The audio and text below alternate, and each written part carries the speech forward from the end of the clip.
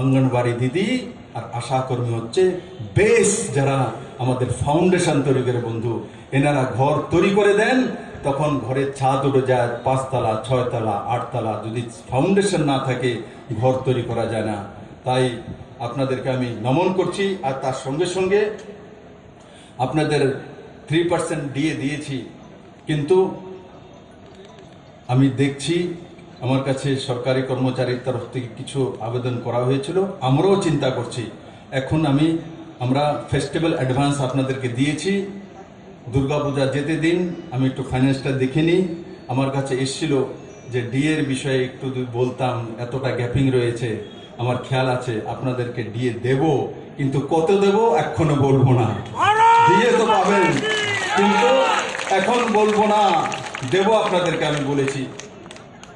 আমি বলেছি তো ডিএ আপনাদেরকে দেব, কত পার্সেন্ট দেব এটা আমি হিসাব করে নিই, কারণ টাকার দরকার আছে। আপনারা সবাই সরকারি কর্মচারী, ট্রেজারি জানেন কোথায় হয়, ফাইন্যান্স কি হয়, সেগুলো দেখে আমি দেব। কারণ কি, এটা আমি জানি আমাদের সরকারি কর্মচারীদেরকে যখন সাহায্য করা হয় তখন বাজারে টাকা আসে, মানুষের কাছে টাকা যায়। আর আরেকটা কথা বলবো, বেশি ব্যাংক জমায় রাখেন না,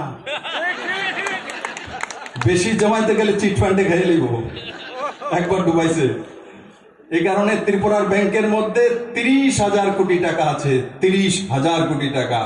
এই টাকার সিংহভাগ সরকারি কর্মচারী।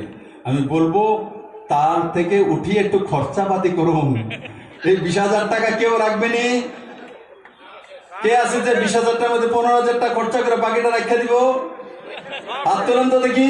ওই দেখো দাঁড়াইছে, রাখা দিব বলে দাঁড়াইছে, খান দাঁড়াই গেছে। মাইরা না আমাদের সবাইকে টাকা দেওয়া হয়েছে, দিল খুলে খরচা করুন। আমি আছি, নরেন্দ্র ভাই মোদী আছে, সরকারি কর্মচারীরা কোথাও যাবে না। আশা কর্মীরা, অঙ্গনবাড়ি দিদিরা, আপনাদের জন্য করব ব্যবস্থা, আমি বলেছি করব, কিন্তু আমাকে একটু সময় দিন, আমার কোমরটা একটু সিধা করতে দিন, তো আমি করব। আপনাদের কাউকে নিরাশ করব না। আপনারা যেই কাজ করেছেন আপনারা পুরস্কার পাওয়ার যোগ্য।